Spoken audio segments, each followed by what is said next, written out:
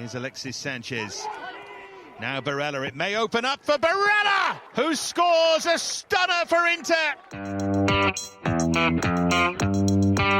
The Calcio Guys is a weekly podcast by Adreano Donardo, Gianni Dellacoli, and myself, Nicholas Di Giovanni. We want to bring Calcio back to its roots in our communities and share stories from around the world about why we're passionate about the beautiful game. You can listen to us anywhere where you listen to your podcasts, including Spreaker, Google Podcasts, iTunes, Spotify, iHeart Radio, and Mixcloud. Give us your opinion on social media at The Calcio Guys on Twitter, Instagram, Facebook, and YouTube. The intro song is Fireworks by Jazar.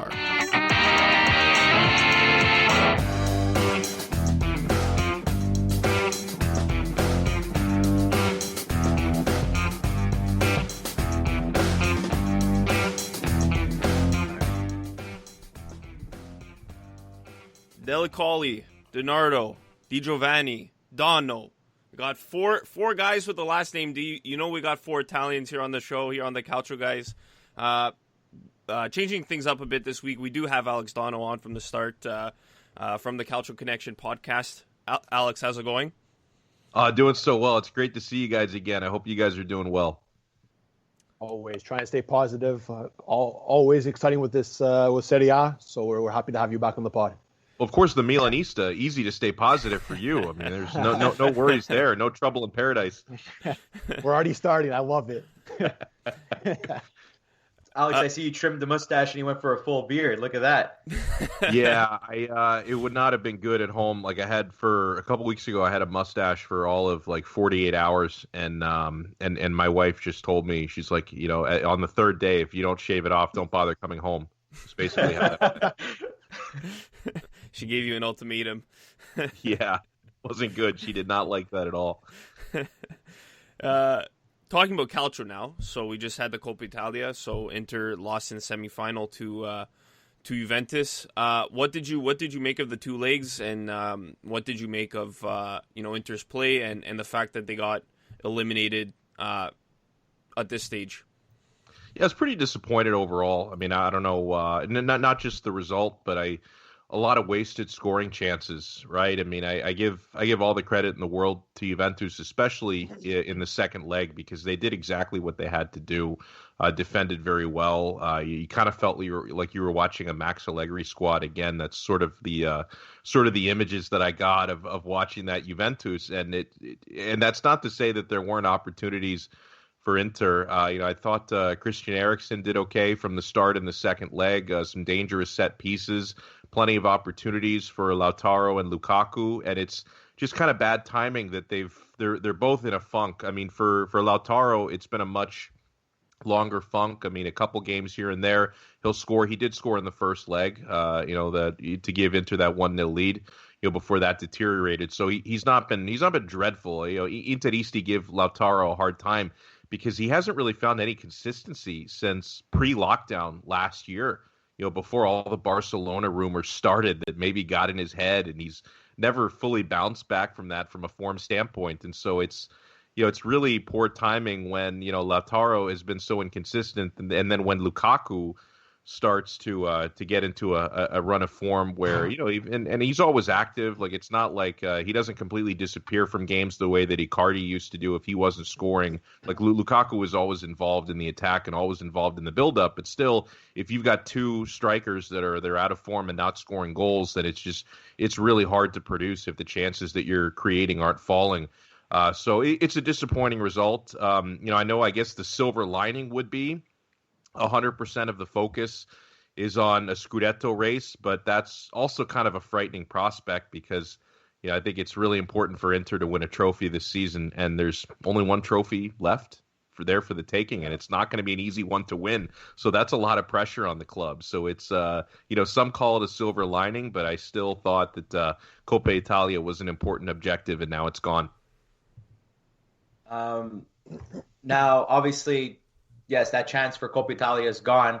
Do you think, I don't like to joke around about it, but in a more serious tone, do you think maybe the financial situation with Inter right now could be affecting the players in a way where, they have a sense of worry, like if our wages are going to be paid or not? Do we still give it our all? What do we do? Like, do you think it's probably having a bit of like an effect that seeps into the team itself? Or do you think the players are very professional enough, like, no, we made errors. We only lost because we made our errors, and we'll just focus on the main league title right now. What do you think about that? That's a great question. I think at this point, it seems like it's affecting the fans a lot more than it's affecting the players. Because like it's really, really rough when you go through all the Inter news sites every day, and 80% of the stories are about the terrible financial situation and is a buyer coming in. It's really tough for me to say, obviously, how much it's affecting the players. Still, overall, a couple disappointing results aside, they've been in decent form even over the last couple of months. I know that the CEO Beppe Marotta he's addressed this a couple of times, and he says that they're sort of trying to internalize the players and kind of shield them from it. I mean, if I were a player and I didn't know when my next paycheck was coming, it would probably affect me. So I would totally understand it if it is starting to get under the skin a little bit. But I think they've also gotten insurances that one way or the other the wages are coming. Because if I'm being real here, if they don't end up, I'm not sure when the next deadline is because it was pushed back a little bit. But if they don't end up getting their wages by a certain date, then you're talking about relegation, point deductions potentially, Serie D if you're talking about bankruptcy. So I don't really see how the club could possibly let it get to that point. So I think that the players know that, hey, they keep delaying this, but within the next couple of months, like it's got to come, because there's no way the club would actually let it reach a point where they're facing a point deduction. So hopefully they're looking at it that way, because if they're thinking, I don't know if I'm ever getting paid, then yeah, I wouldn't be surprised then if it was affecting the performances. But I don't think they're at that point yet. Yeah, they're not Chievo Verona over here. Yeah, losing points because they're not paying players.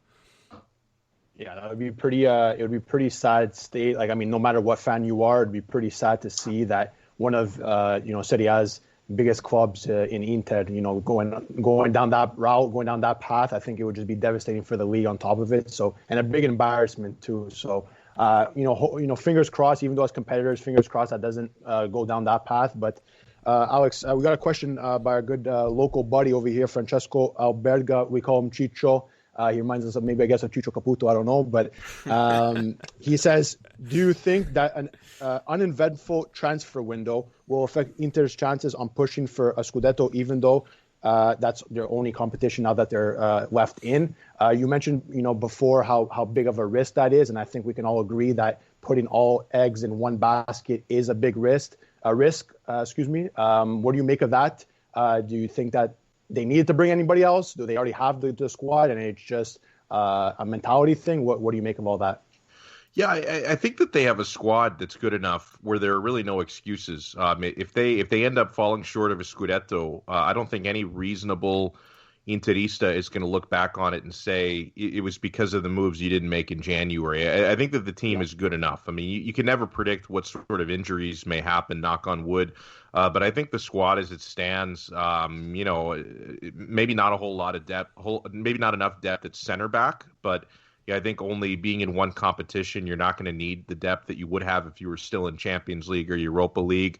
I think there was that rumored swap over the final couple days before the deadline of maybe Edin Dzeko for Alexis Sanchez. I was certainly rooting for that because I think at this point, unfortunately, while Sanchez is a creative player, he still has some touch. He's just unfortunately not scoring any goals. And Dzeko is a guy that Conte has really coveted, and I think that could have worked a little bit better for Inter. But even though that didn't happen, I think the most important thing is your top three center backs have got to stay healthy. Hakimi needs to keep decent form, and your strikers need to start scoring again. I think that the midfield has good enough form overall, and I trust a guy like Barella is probably going to stay in good form the rest of the year. He's got 3 lungs. He's got a lot of stamina, great cardio. So I really don't think there are any excuses. Like, for the last several transfer windows, for most of them, I'm thinking, oh, you got to get this player and that player. You've got to improve this area, that area. I think not playing any European football, I think that this squad on paper is good enough. You mentioned Barella, and all of Calcio Twitter has just been raving over him. I find the most in the past few weeks. He's just been playing amazing. Even as a Juve fan, I'm so excited to see him play for the Azzurri, right, in the summer. I think he's got a really bright future ahead. Now there's debate whether or not he's the best midfielder in Serie A. Do you think he is? I think to me, it's between him and if I'm going by current form, it's definitely between Barella and I think Sergej Milinkovic-Savic is also in there for me, which is another reason why I'm so excited for Inter Lazio on Sunday. But I think that there's definitely an argument to be made. I mean, there's a couple midfielders at Milan that I rate. Kessié and Benacer are having nice years as well. But I think for me right now, it really comes down between Barella and Milinkovic-Savic, and I don't know. It's hard to go against Barella. He's really become the heart and soul of Inter. I don't know where they would be points wise without him. The goal contributions. I think he's got around 8 of those goals and assists this year combined, and that was one thing. 2 summers ago when he was brought in from Cagliari. One of the concerns was because I think he'd only scored 1 goal at Cagliari his final season there. So people are thinking, is he really going to contribute anything in the final third? Can this guy score? Can he assist? And he's really improved in that area. I think that his quality in the final third has really gotten very, very good over the last year and a half or so. And keeping on the topic of Nicolo Barella, a question comes from Pizza Calcio.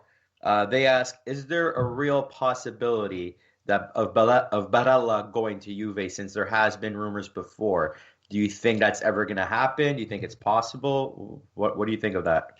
I would be shocked. I think the only way that particular move would happen would be a complete financial catastrophe, and it's like that's the only option, right? Because I don't think it's something that Barella wants. I think that he's probably loyal enough that he would say, if I did have to leave the club, or if I wanted to leave the club, I'd probably want to go overseas or go somewhere that's not a rival. I really can't see him wanting that. I mean, not only is he pretty invested in Inter, he also grew up in Interista, so I'm sure he probably has certain feelings about what it would take for him to leave Inter for Juventus. The story came out this past weekend that.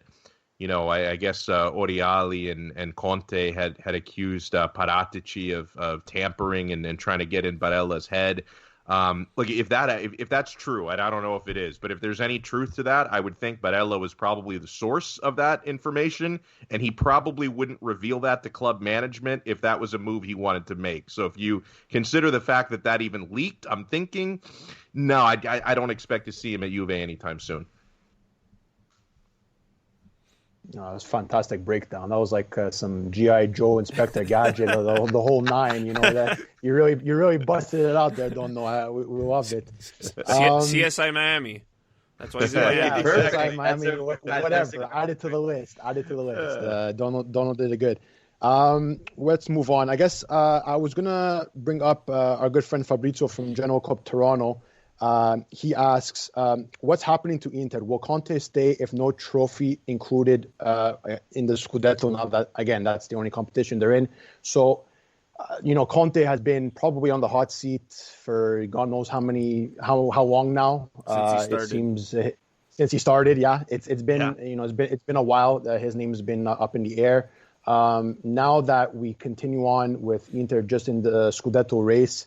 And you and I would assume most Interisti wanting a trophy or needing a trophy for this season to be somewhat, quote unquote, successful. What do you make of their season if that doesn't happen? If it does Conte stay? Does Conte go? What do you see the future with Inter? Yeah, I would think that maybe the only chance that Conte would stay is if they won a Scudetto. I think but. It's hard to really know what Conte is thinking because even if the calamitous financial situation is being exaggerated, maybe it's not quite as bad. I hope it's not quite as bad as some of the reports say. still, it doesn't really sound like the club would go on a spending spree, right? Because if even 60% of the reports are true, then it doesn't really sound like it's going to be a club making huge investments. So Conte might see that, and he might say, hey, even if I win a Scudetto here, we're not going to have a big summer window. Conte is the type who likes to get every player that he has his eyes on. So he might say, you know what, maybe I start looking for my next job. And also, if he wins a Scudetto, his stock will be a lot higher than it was a summer ago, right? So he may be already kind of staking his claim to where the next spot would be.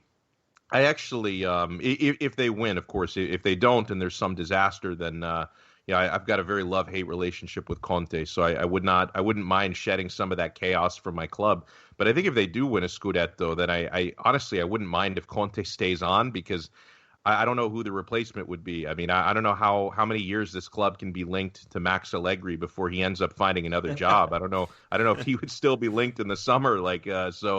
So I don't know if they'd be like breaking the bank to find a good replacement. But I think I would say it's probably 70-80% that he's out no matter what, because if they win a Scudetto, he may say, let me leave while my stock is high.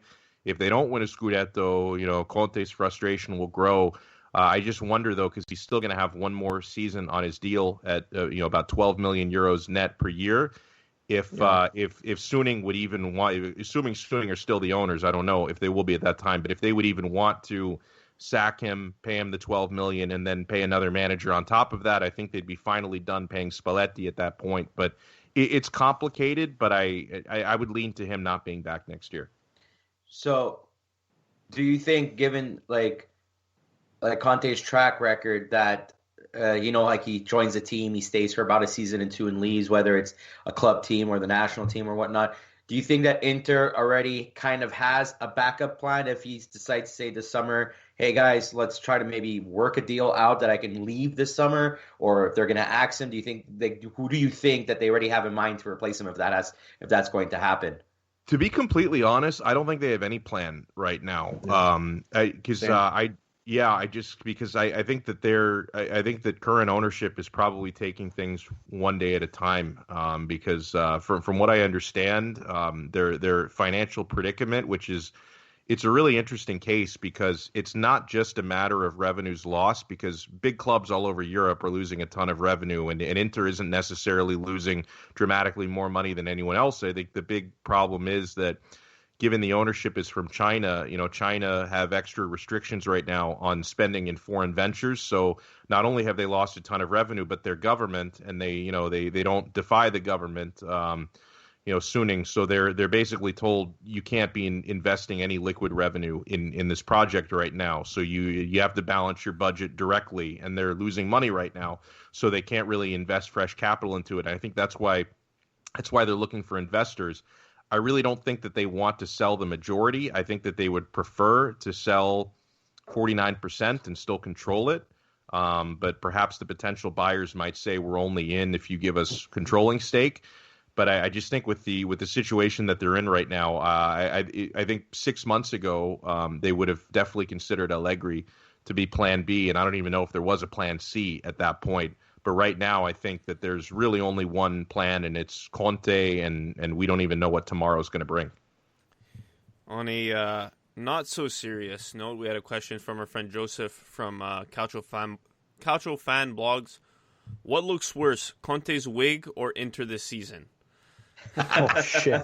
Oh shit! I'm going to say Conte's wig. To be fair, they're only 2 points off of first place right now. So exactly. It's a softball question. It's a softball question. I mean, Inter's not looking bad, so you got to go with the wig. Conte's wig is not fooling anybody. I don't know. I don't know what he's thinking. But I wanted to ask you. So about the whole Scudetto. Milan's still in Europa League. Juve's still in Champions League. How much does the fact that Inter isn't playing in any competition now gonna help them in this Scudetto race? Yeah, I think it can definitely help, and I think that the good news from an Inter point of view is they haven't even started to experience that advantage, right? And they've got a tough stretch coming up these next couple of games. I mean, Lazio and Milan, the next two games that. if you lose both of those, it's looking really bad. If you win both of those, then they emerge as Scudetto favorites. If you split them, then you're kind of in the same place that you are right now. But no, I think that we haven't even felt the advantage of being out of Europe because the competitions haven't even picked up. I mean, once, in over the next couple of weeks, when you start to have these other squads engaged in Champions League and Europa League midweek, that's when you're hopefully going to start seeing the advantage. And I think it is a big advantage because you saw Lazio enjoying that last year before the lockdown, right? But then after the lockdown, that advantage was taken away because the schedule was condensed and there was no, they didn't resume Champions League and Europa League until after they concluded the Serie A. So Lazio's advantage of playing once a week was wiped out because every team in Italy were playing twice a week. And that's when you saw Juventus with their depth and Inter with their depth emerge in the top two. So Inter is going to enjoy that advantage. And I think it's really big for them. I hope it is anyway. Now, not on the competitive scene, but more on the fashion scene. Do you think the whole rebrand for Inter is going to really help them out in the long run in terms of branding and building a bigger global market? So, and thus expanding the fan base and obviously generating more revenue and so on and so forth? Or do you think that swaying from tradition will actually hurt them? I lean to thinking that it might help and it might be a positive. Personally, I don't like it, but I'm more of a traditionalist. I mean, I've been a fan of the club since the early 1990s. To be fair, the logo has even changed since then. I mean, it's not as if the current crest is 110 years old like the club. I mean, the current crest has changed and evolved over the years as well. So I think some of the backlash you're getting from Inter supporters just comes from the fact that people hate change, right? I mean, people who have been supporting, we've been looking at the same crest, in its exact form for over 10 years, and that's what a lot of people, maybe people who kind of started cheering for the team around the treble and have stuck around for 10 or 11 years, they only associate that one crest with the club. I'm not a big fan of the new one, but I pretty much say that anytime one of my teams changes their logo or their crest. I mean, I support the Miami Dolphins, and you know what? I still don't like their current logo that they changed about 9 years ago. But that one's just ugly. Like the Florida Panthers have changed, the Miami Marlins have changed, and a lot of these, like, they grow on you after a couple of years, right? So I think that the new thing that they came out with Inter, it's clean, it's kind of sleek, it's not that dramatically different from the current one because it's still outlined by a circle, so it's not like they ditched the borders. And I don't know. I think that from their point of view, they're probably thinking that a new crest means people are going to have to buy new merchandise, and this is going to so they're probably looking to make a buck from it, and that's just the name of the game these days. It's all about revenue. Yeah, Volkswagen vibes. That's what I've been seeing on Twitter. I don't know if it really gives me those vibes, but I don't know. Sorry, Jay. I was just gonna say, honestly, like, no, go. I like it because it keeps the traditional shape and the letters, and it has that minimalist look. It's not like they went the Juve route where Juve just got rid of the badge completely, just came out with this whole new concept that fans were hating for a while, and there are fans that still don't like it. So I think with Inter it's just going to take some time, but it's nothing too dramatic, and I like that they keep that tradition in a way. I agree. Just to bounce off that too, I agree too. And if it was going to be that I am Inter Merda whatever logo, I think fans would have rioted, right? So I think they're better off with what. I mean, listen, it's still leaked. It's still, I don't think it's official. Not that I believe. So, it's still in the works. So, I don't know. We'll have to wait and see. But Alex, I guess before we let you go, I just wanted to ask you. We had made our predictions for who's going to win the Scudetto, top four, relegation, capocannoniere. I personally had pegged Lukaku to win it. First off, I wanted to hear if you think he has a chance of winning it this year. And as a side question, who has been Inter's best players, worst players, underperforming, not performing enough? Who's been the players in mind for those categories? Yeah, I'll start with Capocannoniere. Actually, I did preseason. I actually did pick Lukaku, and a lot of that had to do with the torrid form that he was in at the end of last season. Through the summer and then through Europa League, he was in great form, and for the most part, it's continued. I mean, he's certainly right in that race. I expected Ronaldo to be right in there, and he is. I think the one thing I didn't expect or respect was Ibra being quite as prolific as he has been so far. Like, you can't, no matter how old he gets, you can't count him out of that. As far as Inter's best players, I've gone back and forth on this a couple times. Like a few weeks back on a Calcio Connection episode, Jerry and I were debating with a couple of guests on this about a few different teams, including Inter. And, this had to have been about a month ago. And my answer was Lukaku had been the best player to that point. I think since then, my answer has changed to Barella. He's been in a little bit more consistent form. It's got to be one of those two, though, because, Lukaku is the engine of the attack and the hold-up play is really important, whereas, Barella is the engine of the midfield, and he's been pretty consistent there. So I think the two of them are clearly on the top. I think Hakimi is the biggest X factor, because depending on what sort of a matchup he has, on that right flank, he can really expose people if they kind of allow him to run and get in space. So he's been a big X factor all year. He's just not had the consistency of a Lukaku and a Barella. As far as worst player or, most disappointing, I can't necessarily say most disappointing because I didn't expect a whole lot, but Alexander Kolarov has been just a mess. I mean, just an absolute mess. I mean, I wasn't excited about him getting. You're welcome for him. Yeah, thank you. Thanks so much for that. I certainly wasn't excited when they signed him, but I thought he would be a little bit better, right? I at least thought he's going to add something on set pieces. Even his set pieces are hitting the wall, and he's not. 100%. He's not doing anything, and it's why earlier I had mentioned how important the top three center backs staying healthy is because Inter are usually in pretty good shape defensively as long as Skriniar, De Vrij, and Bastoni are all in the back three. But when they have to use Kolarov for rotation or for illness or injury on that left side of the back three, it's been a mess. And I can't talk about disappointing without mentioning Handanovic. He's turned up big in a few games, right? I mean, he turned up big against Juventus on a couple of occasions. Sorry about that, Nick. He turned up pretty big against Napoli. In fact, that was probably his best game, was the 1-0 against Napoli. But he's made just some horrific mistakes, and he's just lost a lot of the reflex that he had. I mean, he's in his late 30s now, and he's making kind of a precipitous drop. So he's had a couple of excellent performances, but he's had a handful of really bad performances. So I think he and Kolarov are the ones that have really stood out to me in a negative way. If I may add something quick just before we move on. Lukaku, in my opinion, has been the perfect signing for you guys. He's been lights out. Even despite some mistakes he's made, he's been exactly what Inter wanted out of him. He's been doing a perfect job being that goal scorer that they want and the guy they can depend on. And Handanovic, yes, he is showing his old age, but at the end of the day, he's probably been one of Serie A's, I would say, top 5 goalies of all time in terms of consistency, stats, dedication to the team, results, whatever you put on the list. He's been like in my eyes, Handanovic is synonymous with Inter.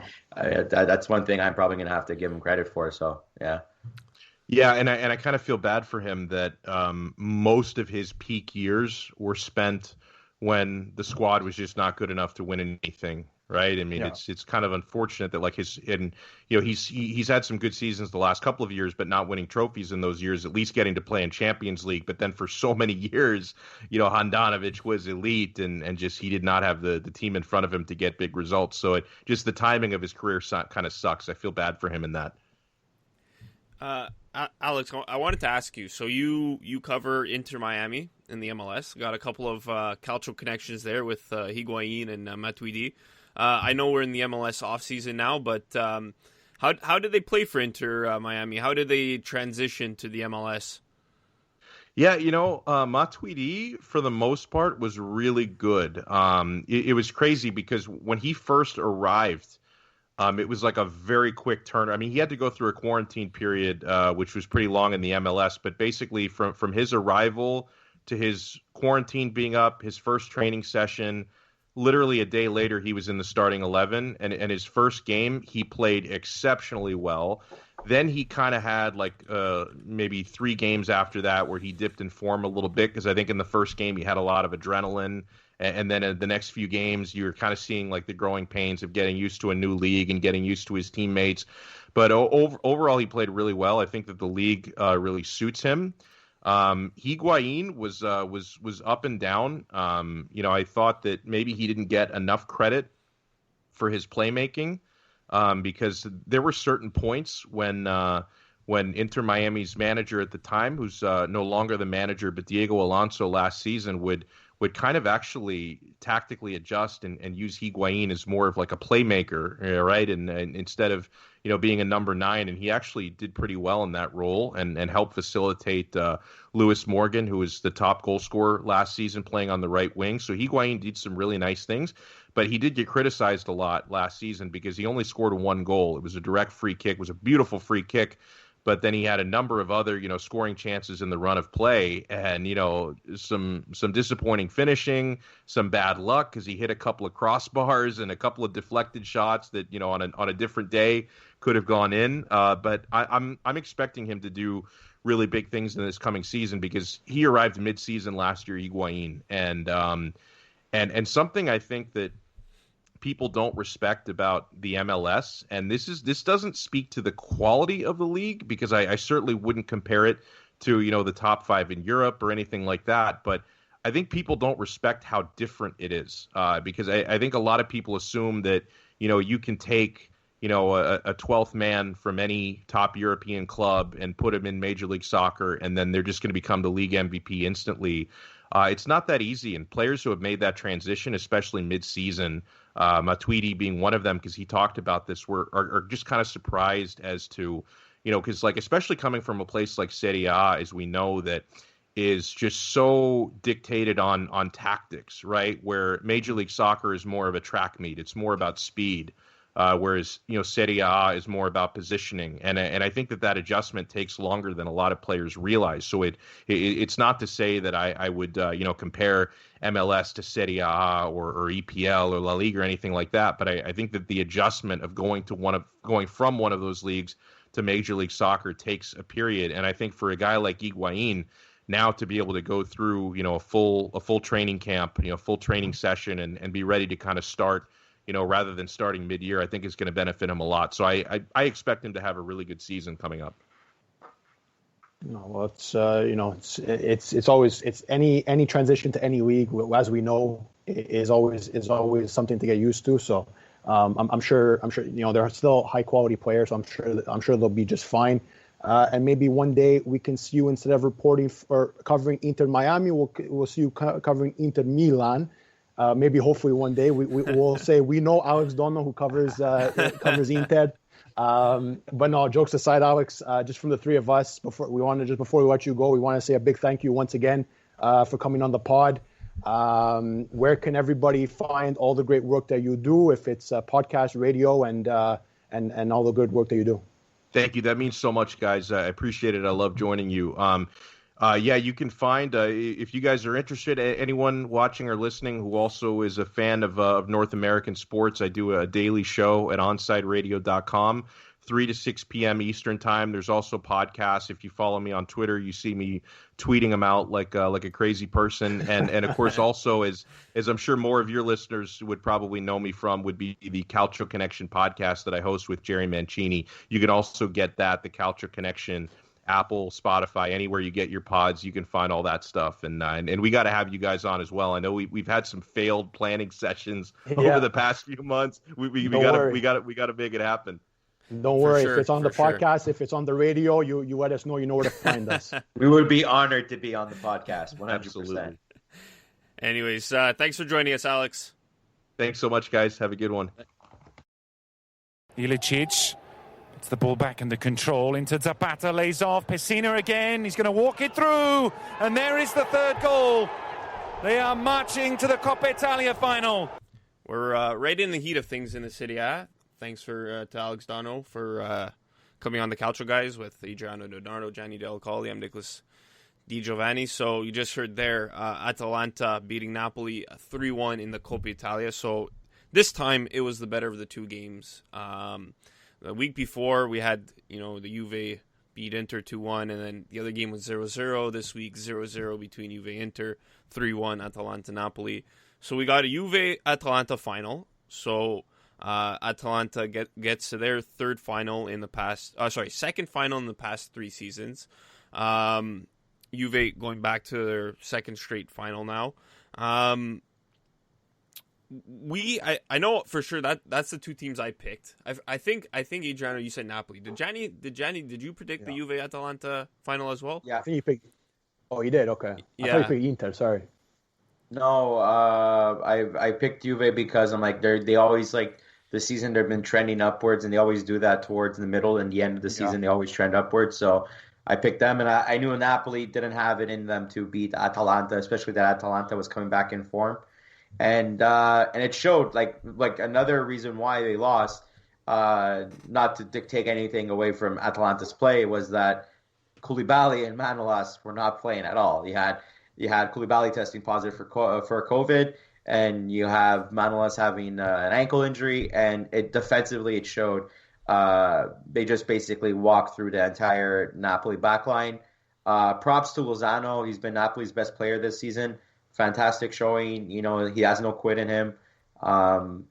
But defensively, Napoli was lost, and it's gonna affect them in the long run. I think right now what they're trying to do is trying to mitigate the damage as much as they can, which it's not going to look good for the next little while, and then hopefully make a big push in Europa League. That's what I predict for Napoli. I don't think they're gonna try to fight for a top 4 or as much as they can, just to stay there, but to get to Champions League next year.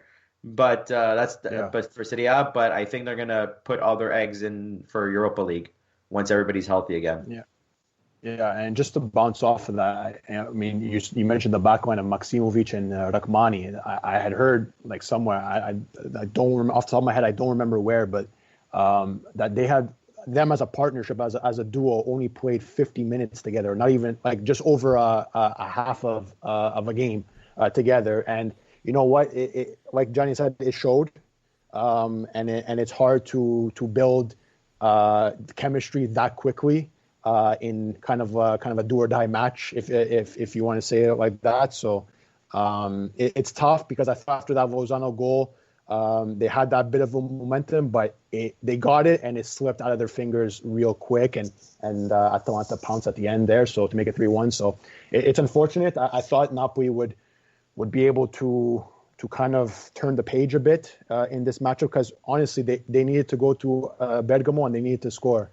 Right, the 0-0. If anything, that was kind of the silver lining in that first matchup at the Maradona. So they knew that Atalanta didn't have that road goal, so they needed to go there guns blazing. And as sad as it sounds, and I hate to bring it up again, but for the Napoli fans, but they were walking. They showed nothing. They were sleeping from the get-go.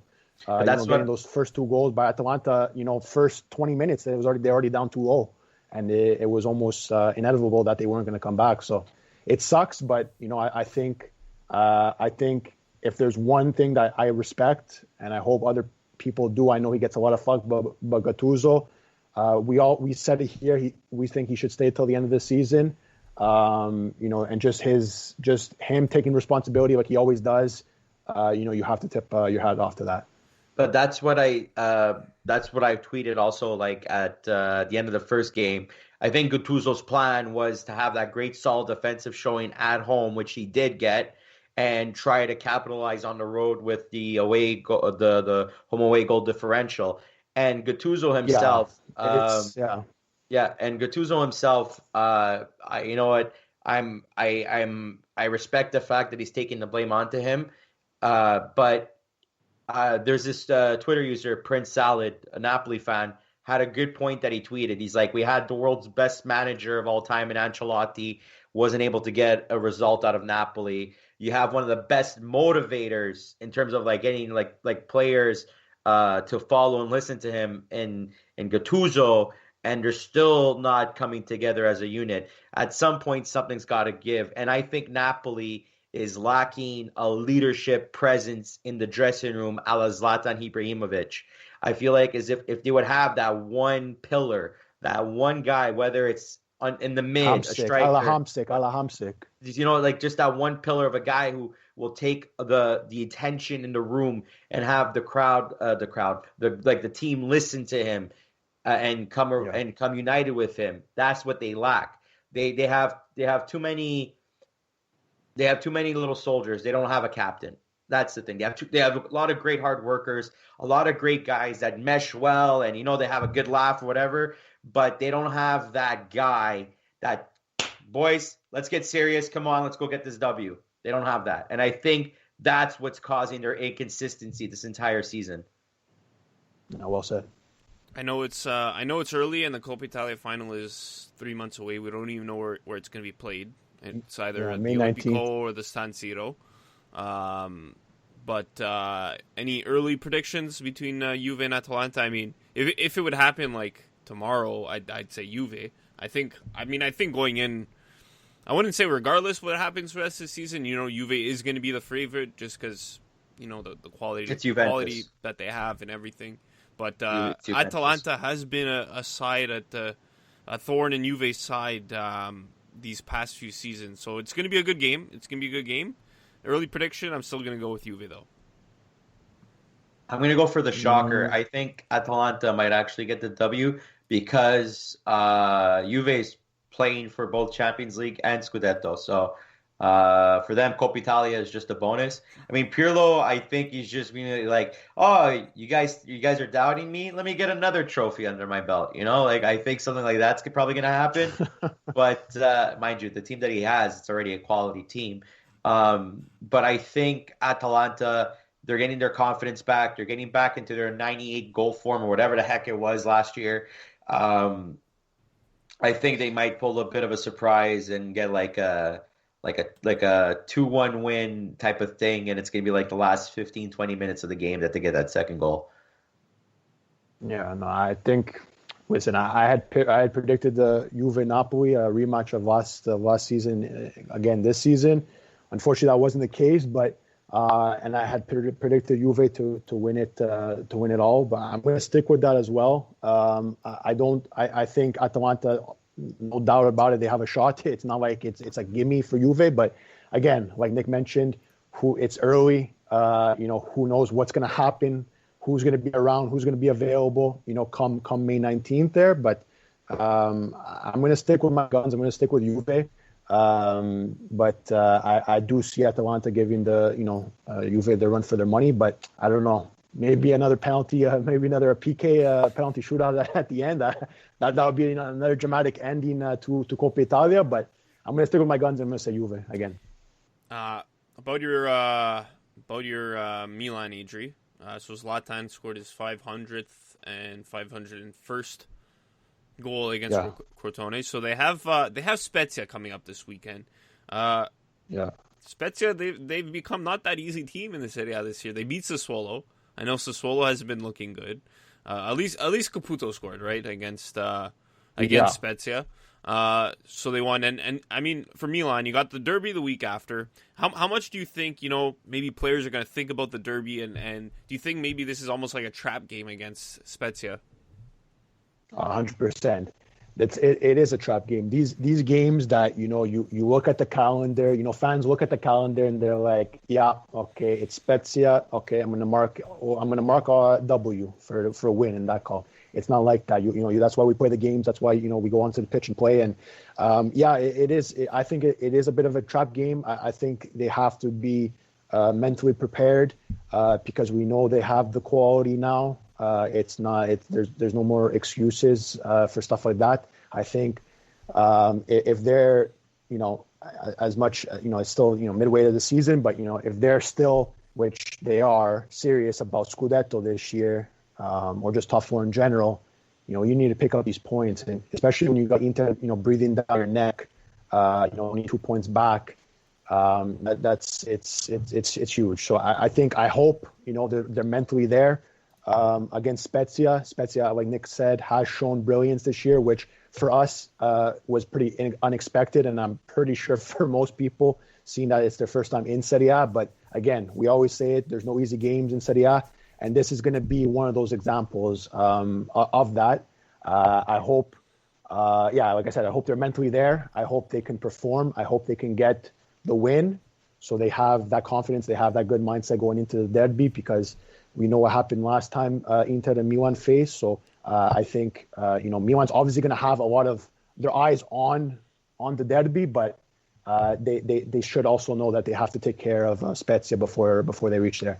Don't make your dinner 2 weeks, a week in advance, and then only eat it later. You have to, you make it, you eat it, you go on, you make your dinner next week, and you fucking eat it. That's it.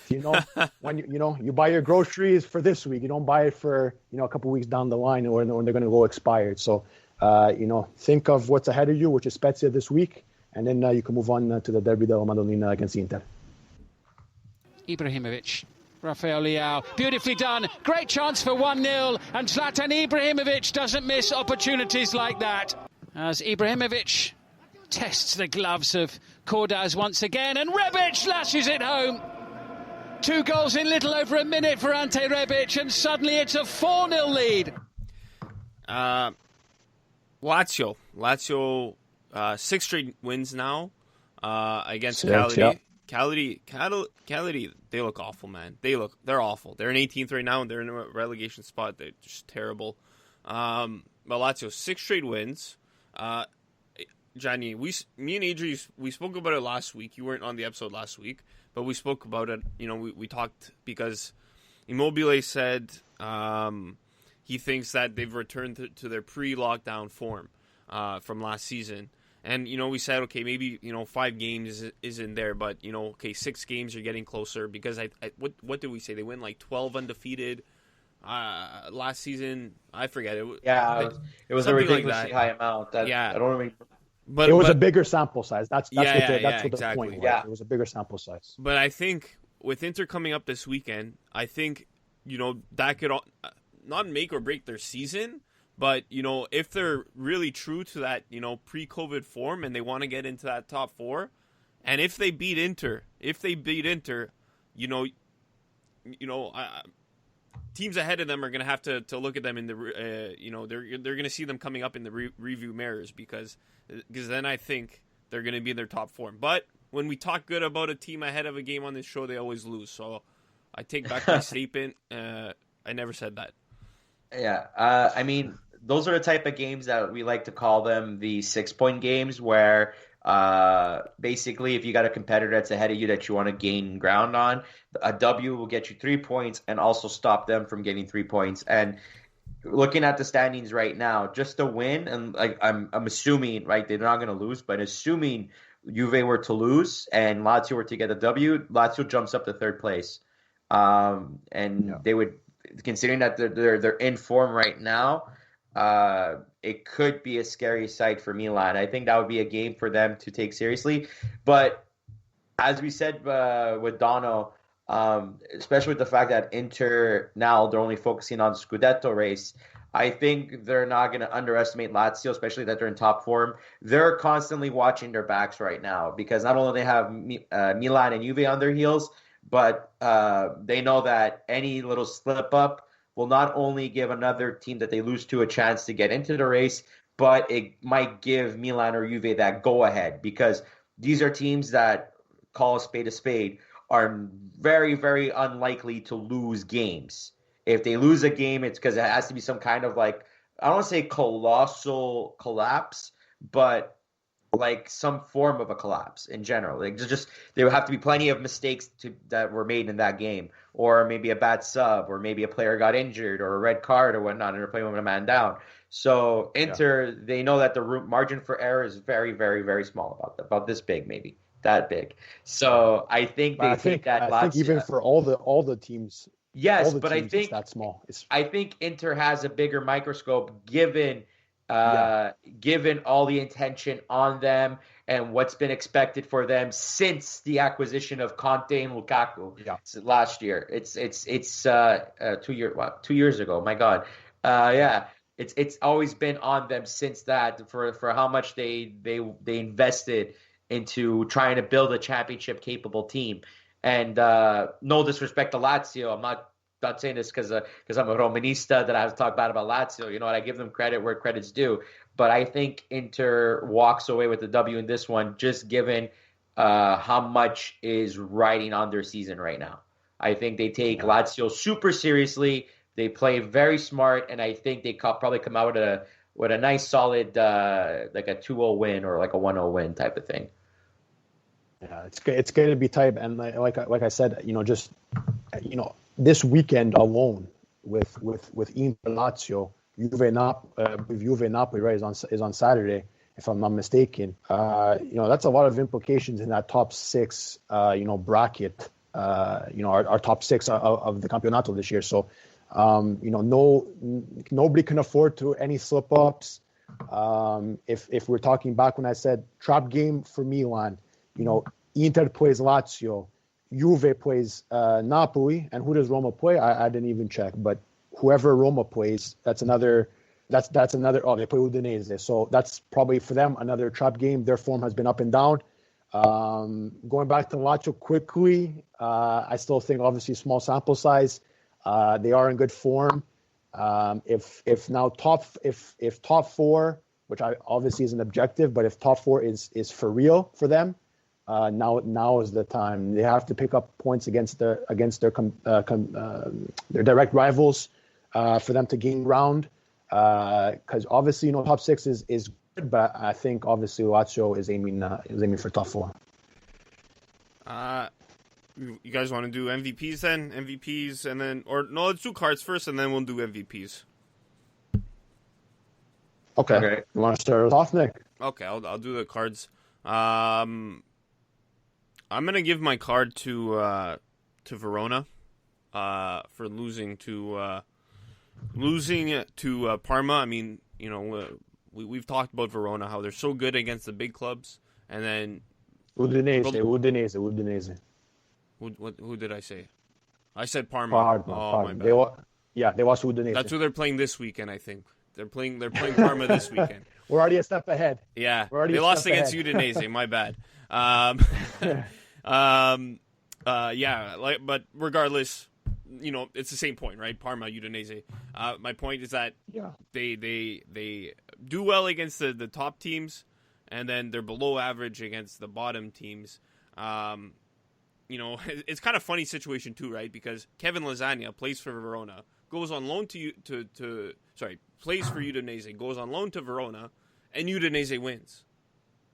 He's this guy can't catch a break. He's never on the winning side apparently. But but I think they allowed 2 late goals, if I'm not mistaken. This is one of the games they just should have won. They're still in the top 10. They're Europe aspirations. Maybe it's kind of hard to get with the teams ahead of them, but they need to pick up those points when they can. And for me, it's a bit of it's a disappointing performance for me. So it's got to be a yellow card. This is definitely going to be another yellow. You guys. Yeah, similar point that you're making, and I mentioned it briefly just before, but I'm going to give my yellow card of the week to Roma. Again, nothing crazy, but at the same time, I think they could have had a shot in that game against Juve. Obviously, they got the result earlier on in the season. In that big performance against Juve, I believe it was the 3-3. So, just with that own goal at the end, didn't do them justice. Also, again, just roller coaster of a year for Roma. Again, if you want to point the finger to Fonseca, if you want to point the finger to Dzeko not being, 100%, not all there, people, players not giving them their all. I don't know what you want to put the finger on, but I think, especially like what I was just mentioning about gaining points against direct, rivals and competitors in this crazy Campionato that we're having in the Scudetto race. These are the games that, even a point you'll be happy and take and run with. But, Roma couldn't get the job done. Again, they go now this week against Udinese, like I mentioned earlier. That could be a trap game for them. Who knows? Hopefully they can pick up their points. But for me this week and just up and down play, I'm gonna give my yellow card to Roma. It's a late challenge, surely maybe the first yellow of the match. Gianni? So we're just to make sure, because my internet disconnected there for a bit of it. We are doing cards, correct? We haven't done MVPs yet. Yes. Yeah. Okay. Yeah. My call dropped for a second. I was debating between two things to give a yellow card to, and I think it was referenced earlier before for Sassuolo's sloppy play. So I'm gonna give my yellow to Atalanta's lost lead. They started off the game with a very nice 3-0 lead versus Torino.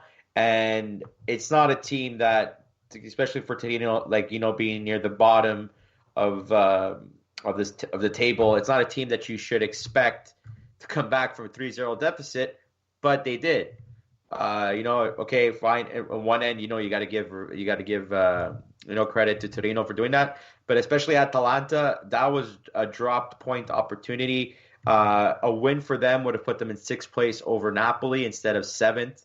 They would have given them a secured spot, and I'm grateful for that. But no, if you're Atalanta, especially with the form that you've been kind of getting back into your offensive form, I don't think that's the type of game you should let it get away, especially a 3-0 lead in soccer. So they're getting my yellow card of the week. And he now sees a flash of yellow before his eyes. It's a late week then. Not too much criticism. 3 yellows. Yeah. I mean, that's a red crazy. And a half, so whatever. Exactly. An orange, maybe. Or the soccer player got 3 yellows. Who was it again? In the World Cup? In Portugal against the Netherlands in 2006. I don't know the exact player, but yeah. Some player got 3 yellows. I can't remember that fact. I always forget about that detail.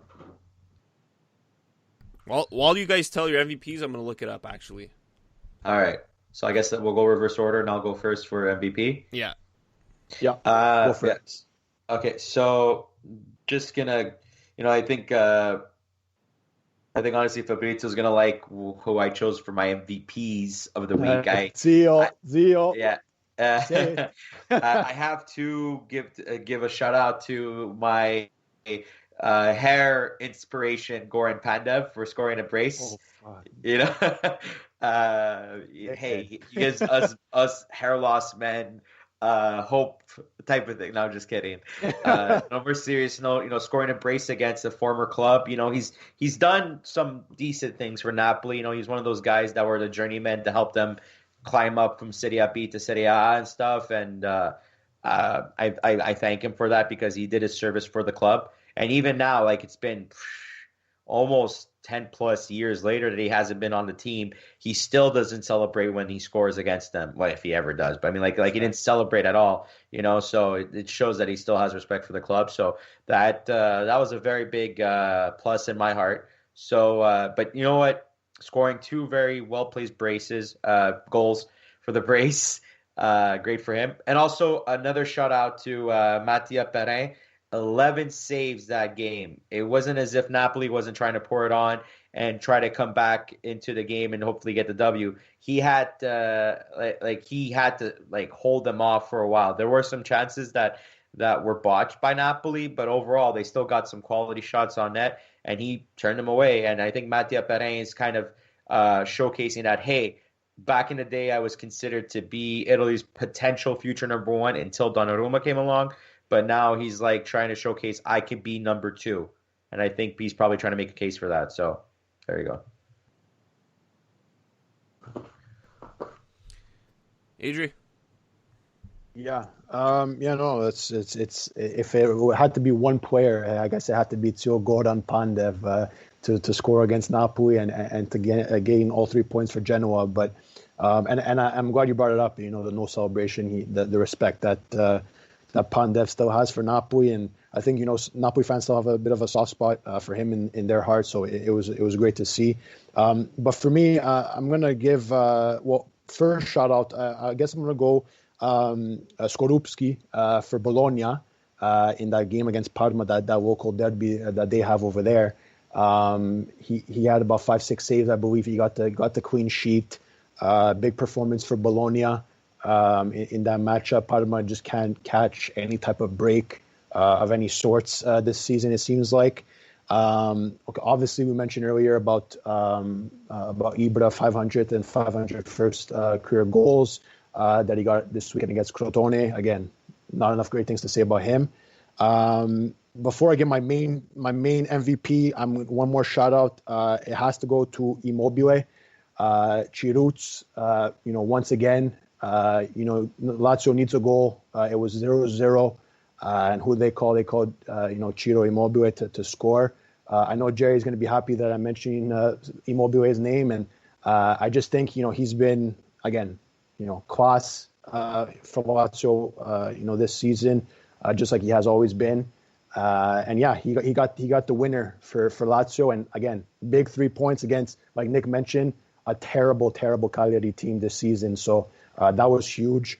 But for me, my main MVP of the week definitely has to go to Hakan Çalhanoğlu.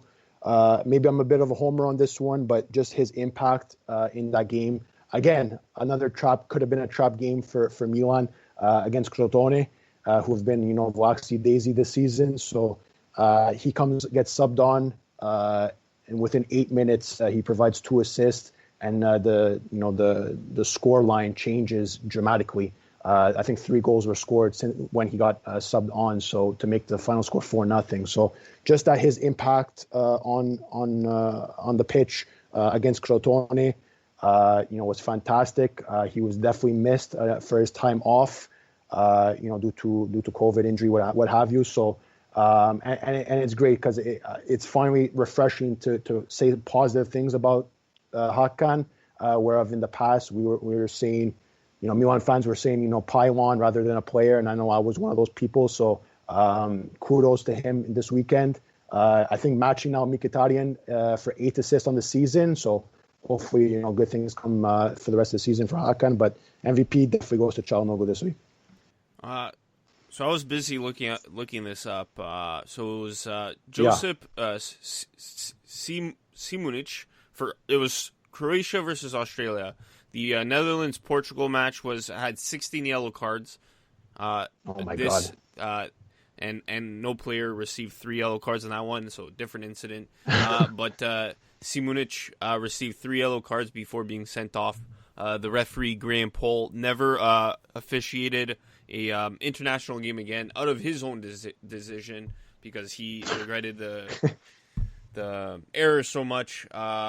But yeah, that was it. So Gianni, you said Pandev, right? Yeah, Goran Pandev. You said Pandev. So I'm gonna go. You guys went on with offensive players. I'm gonna have to go with Chiellini. Just the way he's been playing since he's come back. We talked about it last week. He was huge against Roma. A lot of Juve fans were calling him the man of the match. I know he came on late against Inter, but just, I think even the whole defense as a whole has just been playing fantastic. They've conceded 1 goal since losing to Inter on January 17th, and that goal was to Inter in the Coppa Italia. So, they're playing almost like Allegri-style defense. Pirlo said it, if he's playing Allegri style defense, he kind of made a joke saying, he's not Allegri, he's just playing any type of defense, good football that works. So there's that, and for me, Chiellini gets my MVP of the week. That will do it for us. We got a huge week ahead. Next week we got Champions League. We got the Champions League coming up. You always love that. Europa League as well. It's that time of year. It's exciting time of year. Neymar's injured again. It's it's February and March when Neymar gets injured. Or it's either that or it's his sister's birthday. We're not Are sure. you gonna get We're not another sure. amazing Neymar zoom in on his face where he's like, and it just like zooms in. Oh crap! Almost dropped. I heard also Sergio Ramos for Atalanta's matchup against Real. I heard he might be out too. So. Should be. Oh, that could be big. Well, Plus in Serie A, big matchups like we said, Juve Napoli, Inter Lazio, like we mentioned with Alex Donno, our great guest at the beginning of the show. Verona Parma, apparently. We're gonna get I already had that on my mind. Yeah, of course. That was on the fridge. That was like on the calendar. It was already ready to go. But yeah, no, some big matchups in all competitions this week. Is that all we have, guys? Yes, sir. Yep. That's all we have. Perfect. So like we do every week, thank you so much for everybody for all the support, all the listens, likes, follows, everything. We definitely do appreciate it. The three of us, you don't understand how much that means to us. But like we say every week, follow us on all social media platforms at the Calcio Guys. Catch our podcast on all your favorite podcasting platforms. Give it a like, rate, subscribe, and we'll be back next week to talk a lot more Calcio. Thanks for listening. Ciao. Bye.